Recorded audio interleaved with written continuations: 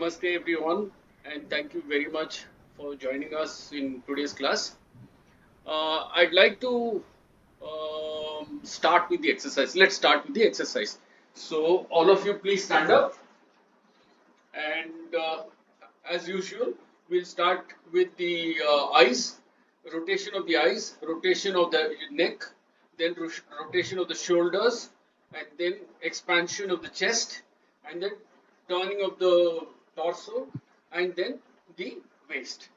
And the reason we are doing this is primarily to unlimber and loosen the prana flow in the entire area of the torso.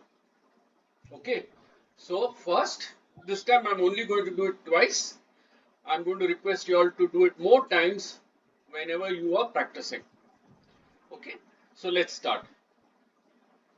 Look straight ahead, look down, turn your eye clockwise, left, up, right, down, left, up, right, down, left, up, right, down. Then now turn the movement other ways. Right, up, left, down, right, up, left, down. Okay. Now we move our head right to left. Right, down, up, right, down, left, up, right, down, left, up, then the other way, left, down, right, up, left, down, right, up. Now you turn the shoulders forward, back, forward, back, forward, back, then back, forward, back, forward, back, forward. Then take your hands, just move back, breathe out, move back, breathe in, breathe out, move back, breathe in, breathe out, move back, breathe in. Then hold interlock your fingers, spread your legs a little bit so that they are in line with your shoulders, and then just breathe out and slowly move back. Stretch as much as you can. Breathe in, breathe out, stretch the other way. Breathe in, breathe out, stretch the other way. Breathe in, breathe out, stretch the other way. Now we will roll the hips clockwise, left, forward, right, back, left, forward, right, back, left, forward, right, back. Then other way, right, forward, left, back, right, forward, left, back. Okay, so this is meant to actually unlimber your body. So let us now sit, and I'm going to take us through the pranayama program. So let's look at all the what are we going to do first? First we are going to relax the body. Then we are going to start focusing on the breath. After we focus on the breath, we are going to slowly bring the attention down to the abdomen and observe it going in and out. After that, we will start regulating the breath in, out. After we begin regulating the breath, we will start slowly increasing the exhalation. And when you increase the exhalation, I want you all to pull the anus inside. So when you pull the anus inside, you will hold it at Kumbhaka and then you will release it when you are inhaling. After we finish this, we will do Nadi Shuddhi. And then we will then do a feedback session where we try and understand how the week has been, what experiences you have had, and then we can go to the next part of the class. Okay, so now please sit in Padmasana or whichever asana that you are comfortable in. Close the circuits with your mudra. So now this one circuit is closed, second circuit is closed, and the third circuit is the tongue. Put the tongue into the upper palate, below the teeth, behind the teeth, and just lock it. So your prana circuits are closed, and so now I will start giving the instructions. 5, 4, 3, 2, 1. Relax the head. Relax the head. Relax the head. Relax the front of the brain. Relax the front of the brain. Relax the left side of the brain. Relax the left side of the brain. Relax the back of the brain. Relax the back of the brain. Relax the right side of the brain. Relax the right side of the brain. Relax your eyes. Relax your eyes. Relax your nose. Relax your nose. Relax your ears. Relax your ears.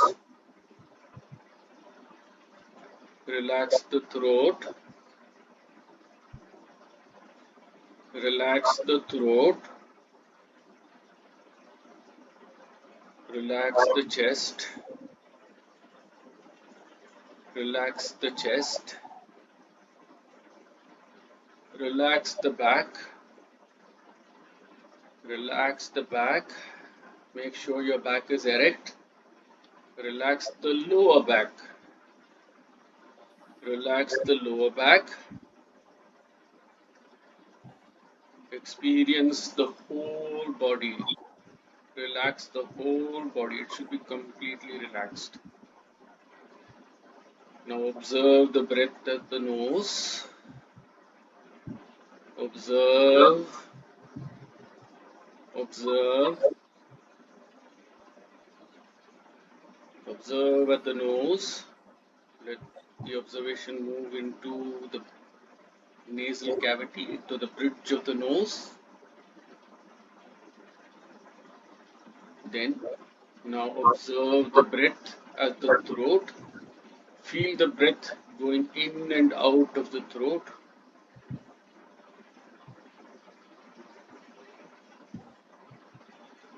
Feel the breath going into your chest. Feel the breath going into your chest.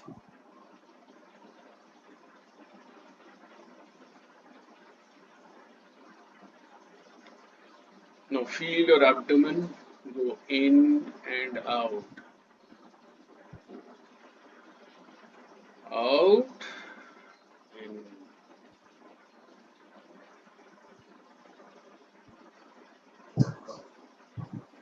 Now I am going to start the counting process. Before that, I am going to request all of you to mute your microphones. Please mute your microphones. Thank you. Now, 5, 4, 3, 2, 1, breathe in, 2, 3, 4, hold, 2, 3, 4, breathe out, 2, 3, 4, 5, hold, 2, 3, 4, breathe in, 2, 3, 4, hold, 2, 3, 4, breathe out, 2, 3, 4, 5, 6, hold, 2, 3, 4, breathe in, 2, 3, 4, hold, 2, 3, 4, breathe out, 2, 3, 4, 5, 6, relax, relax.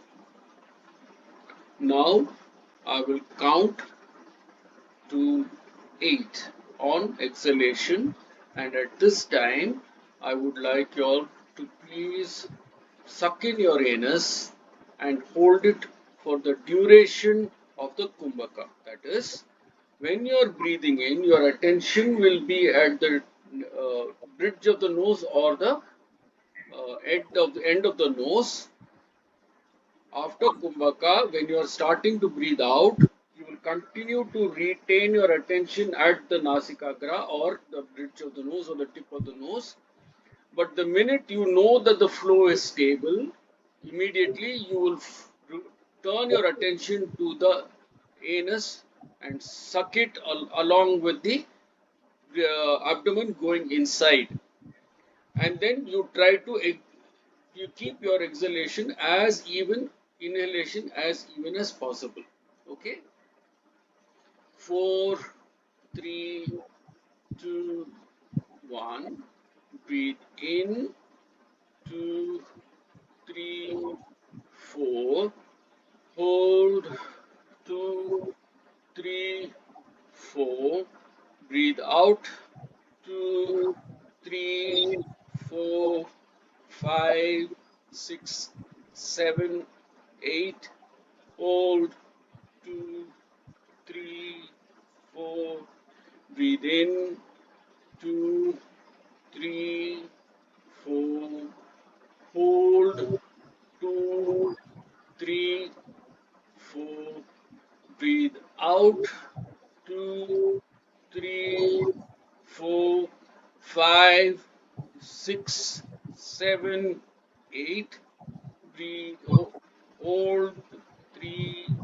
4, breathe in, 2, 3, 4, hold, 2, 3, 4, breathe out, 2, 3, 4, 5, 6, 7, 8, hold, 2, 3, 4, breathe in, 2, 3, 4, relax, relax. Now we will do Nadi Shuddhi. Here I am not going to ask you all to suck in the anus, it's not required. Just do Nadi Shuddhi properly. Okay, so I am going to place your hands around the nostrils, and then now I will start the counting process. 4, 3, 2, 1. Breathe in, 2, 3, 4. Hold, 2, 3, 4. Breathe out, 2, 3, 4, 5, 6. Hold, 2, 3, 4. Breathe in through the right nostril. Breathe in. 3, 4. Hold. 2, 3, 4. Breathe out through the left. 3, 4, 5, 6, 7. Breathe. Hold. 2, 3, 4. Breathe in through the left. 2, 3, 4. Hold. 2, 3, 4. Breathe out through the right. 3, 4. Hold. 2, 3, 4. Breathe in through the right. 2, 3, 4. Hold. 2, 3, 4. Breathe out through the left. 2, 3, 4, 5, 6. Hold. 2, 3, 4. Relax. Relax. Now I screwed up on the counting this time. I got confused a little bit. Would you like to? Would you like for me to redo it, or shall I go to the next? Because it's so whatever you all want, we can do.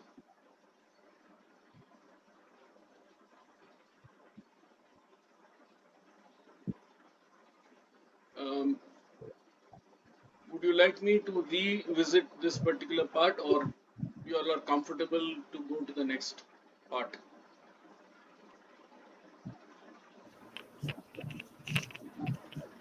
Not required for me, sir. Yes, sir, I managed. We can go to the next.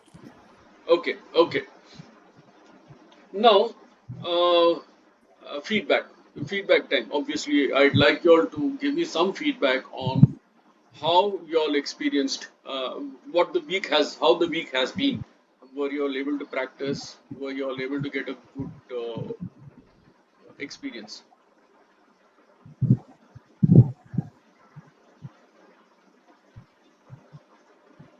Hello. Sir, I felt my body temperature had risen actually, Yes. and my breathing also became little fast. Breathing became fast. But you're controlling the breathing, no? How can it be Controlling, but fast? there is kind of breathlessness in between. Is it okay, or is it something wrong that I'm experiencing?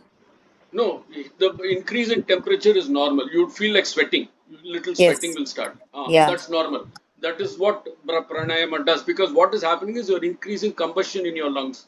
So Okay. obviously there will be an increase in heat generated by the body. Okay.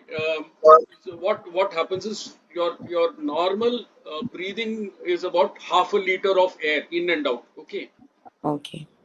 Then the overall displacement volume, if you were to breathe out completely, you would do 1.2 liters of air. Maximum this wall you can do.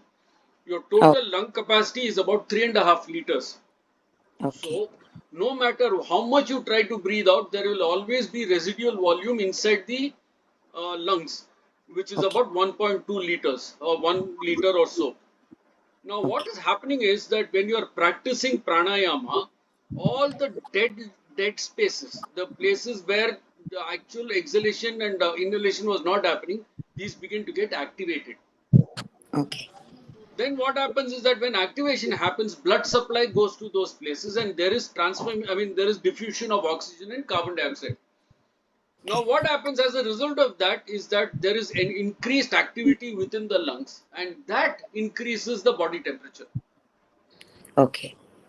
So it is perfectly normal for you to feel an increase in body temperature during the process. The thing Okay. that concerns me is your feeling of anxiety. Yeah. Now, the thing is that normally you should not feel anxious. If Okay. you're feeling anxious, then slow down. There are two things you can control. One is the speed of airflow, and Hmm. the second is the number of counts. Yeah. Maybe I should Okay? not push myself 6, 8, Yeah. and all. No, no, no, no. Please don't even see. The entire business is for you to be kind to yourself. This is the fundamental rule of all yoga vidya. Okay. You have to push yourself. I don't dispute that, but push yourself to the point where your body is not fighting with you. Okay. So the thing is that just are you comfortable with this 4, 4, 4, 6, 4 I think six inhalation? is little, yeah, six is little difficult, I suppose. I think I should keep it to probably four ratio. Okay, 4, 4, 4, 4. Yeah. Do it, no problem.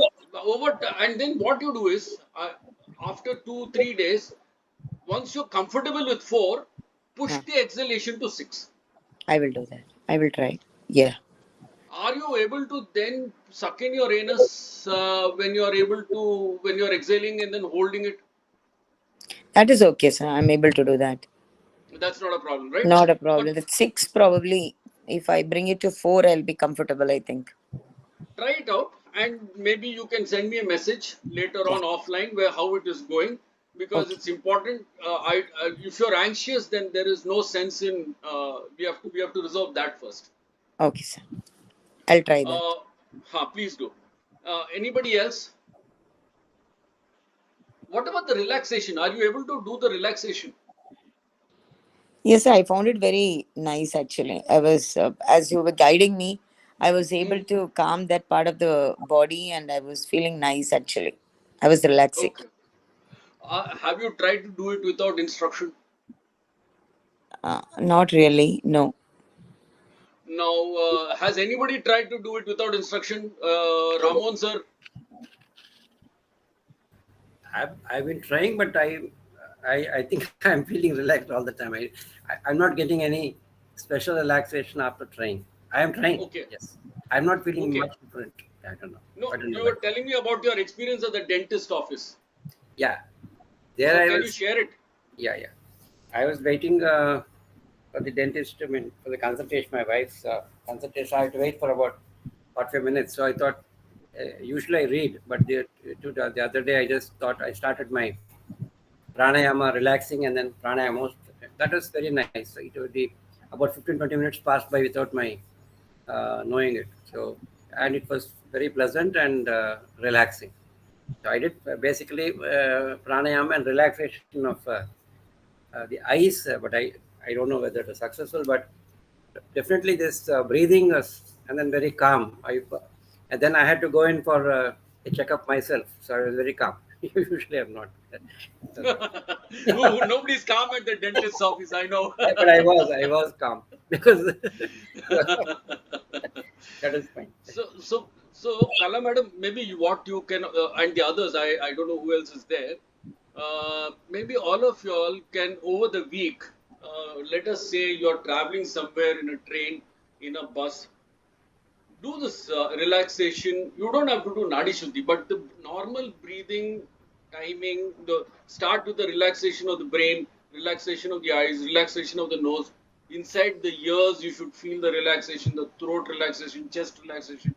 And then keep your hands like this. Nobody needs to know that you're trying it. Just keep your back erect and then slowly relax everything and then observe the breath and then try to control the breath without any agitation, without any anxiety or tension. Can you all try to do that through the week? And then I want each Yes. of you who is in this class to please give me a feedback on WhatsApp that what was the circumstance, how you how you practiced, and what was your experience. Okay. Yes, sir.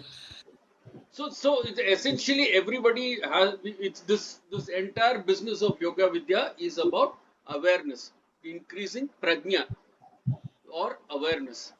Now there are 5 stages in which the awareness will go, and this is all related to the movement of the consciousness or chitta. Okay. Now, what we are doing in pranayama and the pre relaxation exercise is to essentially calm the consciousness down and stop it from going all over in a scattered manner, because our sense of existence and anxiety is continuously dependent on our anchors that are external to us. So what happens is that when you begin to relax the brain and the other parts of your indriyas or your sensory organs, what happens is that the need for external anchors reduces. Then your anchors start beginning to form inside yourself. Then what happens is that the consciousness, the chitta, begins to settle down and stop being anxious for external stimulus. So you become secure within yourself. Then when you do as you begin to practice, so the first step is called shifta or scattered. Your consciousness is scattered. Next is called muda. It is obdurate. It will not listen to what you are saying. The third is called vikshipta, where it is distracted.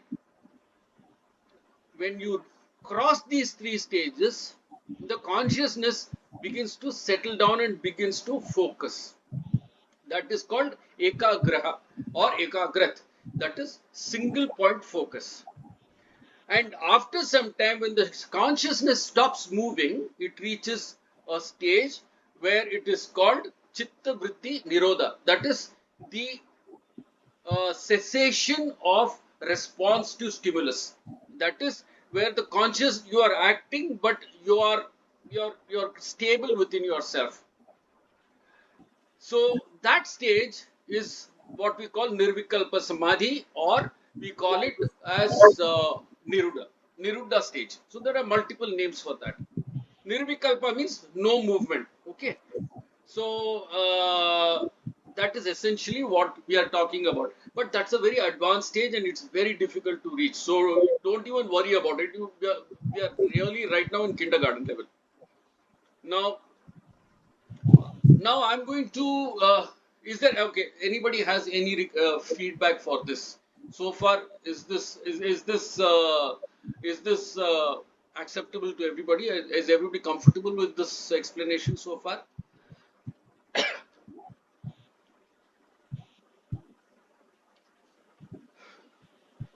Okay, now I'm going to teach you one particular asana because this one occurs because all of us will experience, as we begin to get aware of our body, we'll begin to realize that parts of our body feel congested. There's a kind of a choking of prana in that particular area, and some parts of our body are depleted where it feels like as if there is no material, no matter in that particular part. Okay. For those of us who are emotional, we will find that there is a feeling of depletion or congestion at the chest. This is where the heart is. This is the seat of emotion. So what happens is that you will feel that there will be a congestion or something like a kachada, like a drain, like a clogged drain. So one of the asanas that you can do to uh, to ameliorate or improve that particular situation is called Gomukāsana. Go means cow, mukha means face, asana means pose. So cow faced pose, Gomukāsana. So I will demonstrate. Here the breathing requirements are simple. Even if you are unable to hold the breathing, that is fine. So basically what you do is you will put one leg as close as possible to the ball of the other of the hip. Then you will bring the other leg as close as possible, and then afterwards what you do is you bring it up as much as you can, take one hand back, and then hold it. I'll show you afterwards. Hold it with the other hand, and then just take your head up. Why do you take your head up? Because when you take your head up, automatically your backbone is stretched. And when your backbone is stretched, then this particular part, which is called the Anahata Chakra, begins to then get activated. While we do Mula Bandha, that activates your Muladhara Chakra. This particular thing will activate your Anahata Chakra. So I'm going to teach, I'm going to show you all how you all do this. So this is like this, and then what you do is you can do it the other way too. You um, put the heel next to the ball of the hip, then take the other leg close to the um, side of your leg, thigh, as far as possible, if possible, to the hip, and then the opposite end. You first lock the fingers, and then you look up. It's simple. Okay. Now I'm going to do the same thing sideways. So uh, here you are. I've taken one leg, kept it behind. The other leg is here. I'm holding on first, and then just looking up, counting 2, 3. Let go. The other one, keep it as close as possible. Then the opposite side, 2, 3. Right? Now let me show you the back. This goes as close as possible to the back. Opposite side, hold, look up. 2, 3. The other way.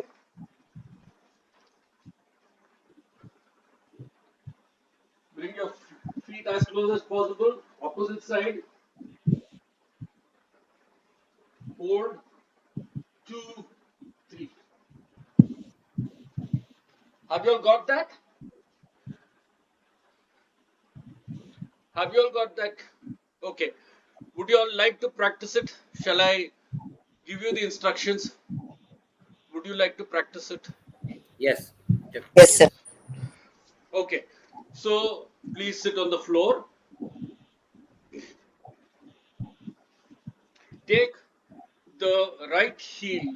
Okay. So take the left heel and put it under the right hip or next to the right hip. Take the right ankle and place it on the side so that the padam or the bottom of the feet are on firmly placed. So you are uh, almost like your legs are in a kind of what you call a lock, almost like a lock. Then the opposite side. This is opposite, right?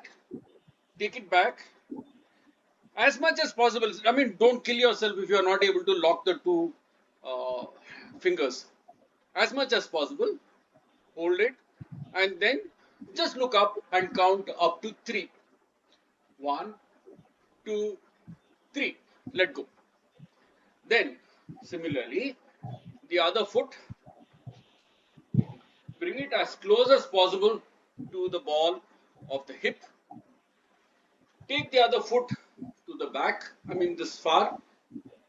So let it be in a form of a lock. Opposite, take it back, and this hand, take it to the back, and then look back. Were you able to do this? Do it once, that's enough. It's not necessary that you should do it more than once. Were you able to do this? Okay. But the Um, fingers didn't touch. Fingers didn't that's touch. okay. That's okay. See, the flexibility will come slowly. You don't have to worry too much about it. What is important is that the Anahata Chakra must be opened out. See, we are all emotional people. So what happens is the emotions sometimes act like they clog the drain of prana. The movement of prana gets clogged because we get stressed, emotional, anxious, and things like that. So this particular thing is meant for improving that.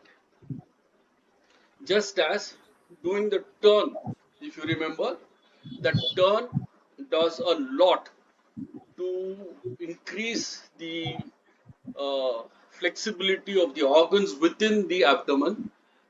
It will release gas. It will release a lot of the prana that is caught in samana vayu. So it moves, increases the movement of samana vayu uh, in the Manipura area. That's another very important exercise that you all should do. Now, uh, is there any feedback so far on how you all would like to uh, are you all okay with everything? Those of you who are here who have just got the Gomukāsana, do you all want to give a feedback? Can you all do this yourself? So it was nice. We could not get the entire moment, but we'll practice. Yeah, we are able to. We can do it. You are able to understand, right? Yes. There's no great, what do you call? There's no great rocket science in this. There's no breathing and all that. So we could do So, it. Lata madam, yes, please ask your question. Yes, sir, it was very comfortable. I was able to do it completely. I just want to know if we can hold our breath also, because actually it felt very comfortable in doing that. So I want to know if we can improve on it by holding our breath or something like that. You breathe out when you're holding it, no, and you're taking your neck up at that time. For the duration of the hold and the neck up, you can breathe out, Okay, and sir. then you breathe in and release. And but what is important afterwards? You must relax. See, the thing about asana is the very important thing that everybody should understand in any asana. Asana is defined as sthiram, sukham, asanam. Sthiram means steady. Sukham means comfortable. Asana means pose. If your body is not comfortable, if your body is tight, stressed, then you are not enjoying yourself. You are supposed to enjoy yourself. So make sure that you are pushing yourself, yet you are pushing yourself to a point where the discomfort does not impede you from doing from something happening to you. Okay. Okay, sir. And the leg which is on top, now the feet has to be perpendicular to the body or parallel to the body? Okay. See, this one goes under the hip joint. This is all right. Yeah, yes, sir. Now the other one, it depends. Yeah, some people will be able to move. Some people may not be able to move. Some people may be able to take it only up to this point. So then you know it depends. So in your case, if you are more flexible, bring it as close as possible, so that the prana flow is completely tight. See this. If you can do this much, this is great. So your feet is perpendicular to the body then? Yeah. No, it's parallel. Are you? Can you see this? Yes, sir. It's parallel to the body. Okay. Are you able to get it this far? Yes, sir. Arey, wonderful. Excellent. Okay. So, okay. Now, I'm going to switch tracks and I'm going to go into Dharma. Okay, because a lot of what we are doing now is directly related to Dharma. Dharma, by definition, is that which is natural to us. The natural state at which we are at peace is Dharma. This is the standard definition. I'm not talking about Sanatana Dharma. I'm talking about Dharma. I'll come to Sanatana Dharma little later. At this point of time, we're only talking Dharma. What is Dharma? Dharma is the natural state. For example, the natural state of the mouse is to be at rest. The natural state of a mobile phone is to be whatever it is. These are all its natural. These are, for as long as a mobile phone is working in its natural environment, it's okay. If you put a mobile phone into water, it will stop working because it's not its natural state. So similarly, the natural, the heart is supposed to pump blood. That is its natural function. The stomach is supposed to break down food. That is its natural function. So the natural function of any entity is its dharma. It is what it is meant to do. Now, for a, so this natural thing for a genus or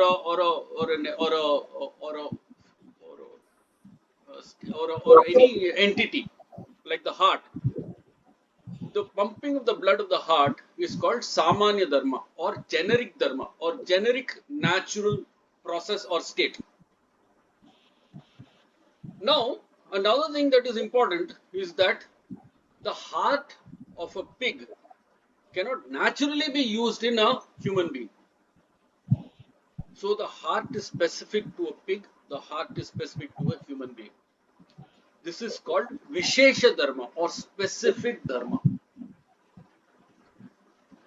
And lastly, my heart cannot be used in you naturally.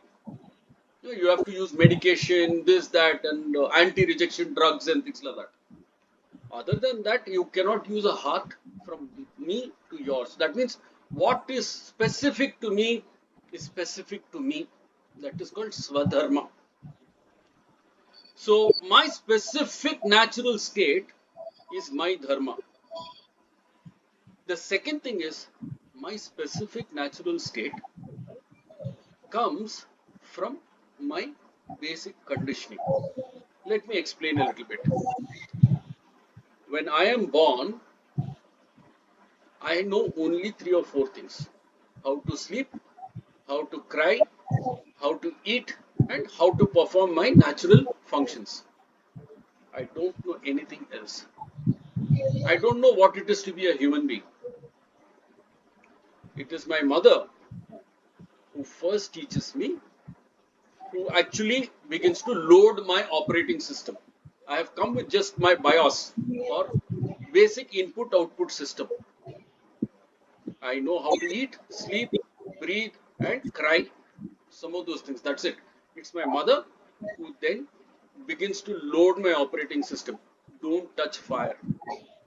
Don't do this or do this. This is your father. This is your grandfather. This everything, my entire external world and internal world is built up first by my mother, then my parents, and then afterwards I go to school. But by that time, my operating system is more or less done. So the first few years of my life are the critical years where my conditioning or my natural state, my dharma, begins to get formulated. Thereafter, what happens is that I go to school. There, all the major, what do you call, programs get loaded inside me. MS Office, Word, this, that, everything begins to get loaded. After that, what happens is that my friends begin to load various apps. Arey, let's go for a party. Let's go and watch a movie. What is entertainment and things like that? Things I've never seen at home, things I've never experienced in school. Then I begin to start experiencing with my friends. Lastly, then society begins to condition me. You have to behave like this, you have to do like this, you have to do like this. So that becomes a very specific dharma unique to me. It is also possible that I might live just next door to another person and that person's swadharma will be different from mine. Because this dharma that I have got is very specific to me. So this is what dharma is. And I'm going to stop here and request you all to give me feedback, whether this was clear and whether you understood and whether you have any disagreements with this.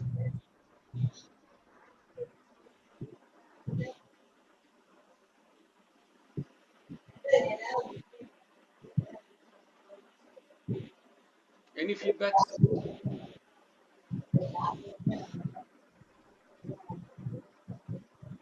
So your explanation is clear. It's perfect. Okay. Okay. Now, Kala madam, please ask a question. Say, well explained, sir. It's doable. We'll do it. Practice, yeah. No. The Dharma part you all understood. It's clear. That yes, sir. That one and both because I could not unmute at that time. Dharma and this one both understood, sir. Yeah. Okay. Now let us now switch to what is Sanatana Dharma. Okay. Now we all understand that Dharma is essentially conditioning. That is, when a society, like for instance, a nation's constitution determines the Dharma that will be followed within the country. The state will follow certain rules within the country itself. So that becomes the dharma of the people living in that particular state. Your society, the buildings and the society that you live in will formulate certain rules. The watchman cannot bring milk for everybody. At 10 o'clock we'll close the gates. These become the dharma of the particular society. Now, similarly, 6,000 years ago, the fundamental premise of people living in Bharat was formulated by the rishis. And for Hindu, actually Hindu is an exogamous word. It is not something that is intrinsic to us. So I'm using Hindu to make it because it's simpler for everybody to understand. The Hindu state is, I mean, the Hindu dharma starts with the um, Vedas. Now, the thing is that Vedas are essentially considered to be apaurushika, that is, not of man. Now, what does that mean? Essentially, it's very important for us to understand what is apaurushiya or apurushika. How does this state come? In what state will you be in apaurushika? That is, when you reach the state of nirvikalpa samadhi, there is an inpouring of uh, the essential universal uh, prana, and that moves a lot within yourself. In fact, uh, many people who are uh, like in that state will be able to make compose music and things like that. A personal example is my grandfather, Yogacharya Sundaram. He had no formal learning of music, but what has happened is he has composed over 1400 kirtanams. Now that when we used to ask him how do you do it, he used to say, I don't know, I have no control over it. It comes to me when I am in dhyana, and then I immediately write it out, and then he couldn't sing well, so he used to ask my aunt to sing, and then he would correct her. No, not like this. Like this. So the thing is that is apaurusha, where there is an inpouring of bliss and something happens. So a creative outpouring occurs. So that is the state of apaurishika. Is that understood? So this when we had probably heard the story of Kalidasa, Kavi, and all that. Suddenly, one fine day after dhyana, they get all the knowledge, and Yes. they. So it's so similar to that, isn't it, sir? Yes, absolutely. It's possible for you also. That what I'm trying to say is that this stage is possible for you, and that is precisely the way I'm taking you all. That is the regression that I'm taking you all through, starting with the external breathing and then slowly reducing the exposure or the kind of um, um, disturbances you have, external as well as internal disturbances, so that you come to a state where that what you call outpouring comes naturally to you also.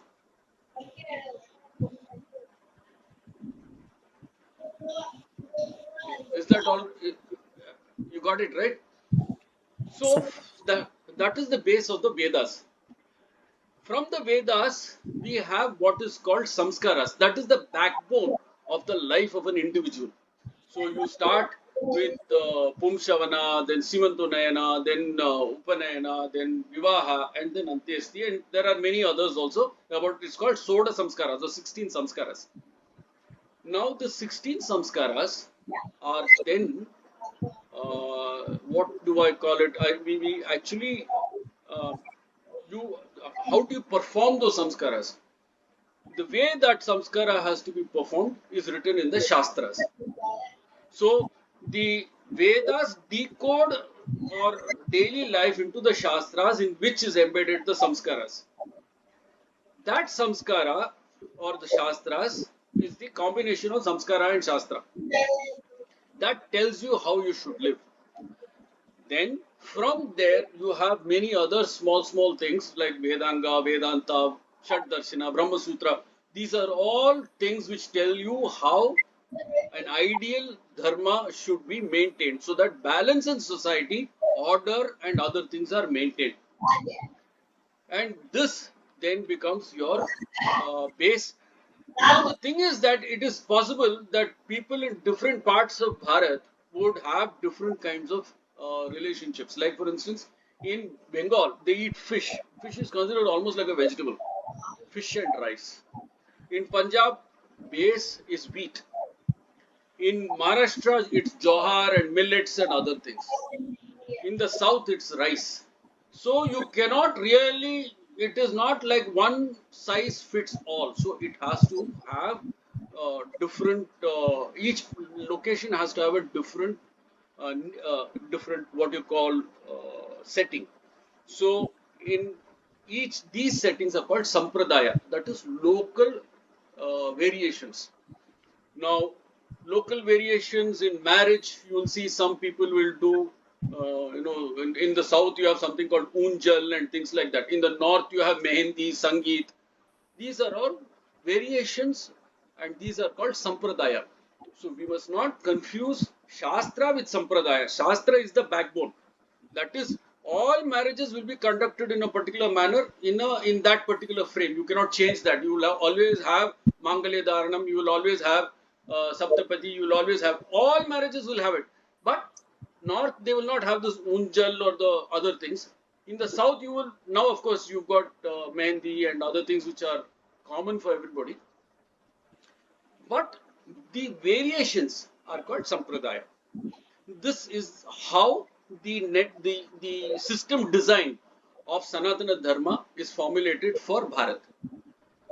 Is that clear? Sir. Okay. So now let me integrate Pranayama with Dharma.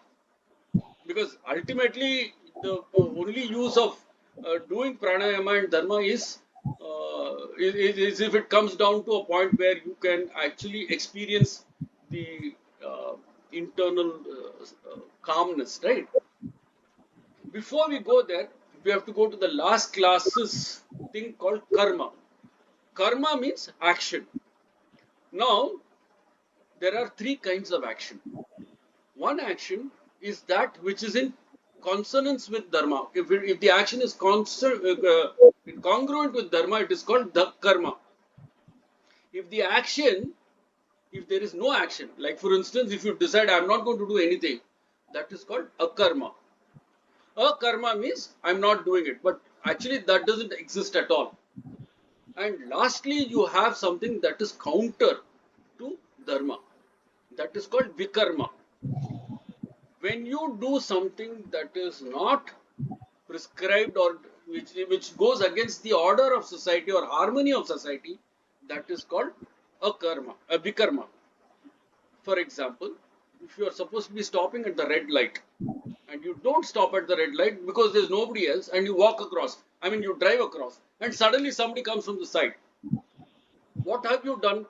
Your the outcome is going to be chaos. It's going to be turbulence. So you have lost order and harmony in because of vikarma, and the outcome of vikarma is called adharma. That is, when in Sanskritam, if you have dharma, opposite of dharma is adharma. Adharma is essentially chaos or turbulence.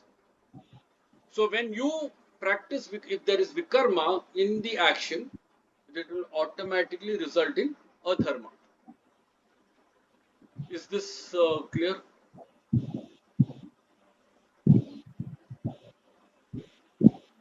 Okay. This is why I was suggesting to that if you are unable to breathe in a regular manner, if there is anxiety, stop. Why? That is adharma. That is, you will begin to destroy your order, your sense of order and your sense of harmony, internal harmony. So you must actually practice to be in a state of balance and peace, in a state of harmony. Is this all right?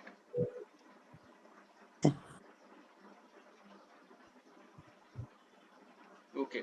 This is the integration of karma, dharma, pranayama, relaxation, and everything.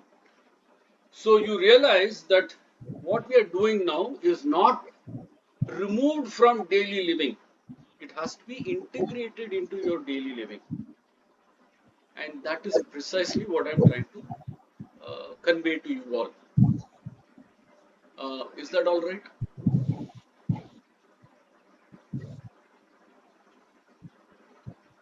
Okay. So with that, I'm going to close today's session. Now, I'm not here in next week, and I'm off to Pondi Lit Fest on the week after, where I'm selling my book, A Seeker's Srimad Bhagavad Gita. Once the launch of the book is at the end of the month, and I will share the link of the book with you all. So I request you all to buy it and see how you all. I hope you all will like it, because a lot of what I teach is already part of that book also. So I'm going to request you all to please practice pranayama. Please practice pranayama in various life situations, and then afterwards also please practice Gomukāsana. Try to keep your body fit and elastic, and ensure that you integrate karma, dharma with your daily living. If there are any questions, I will answer them now.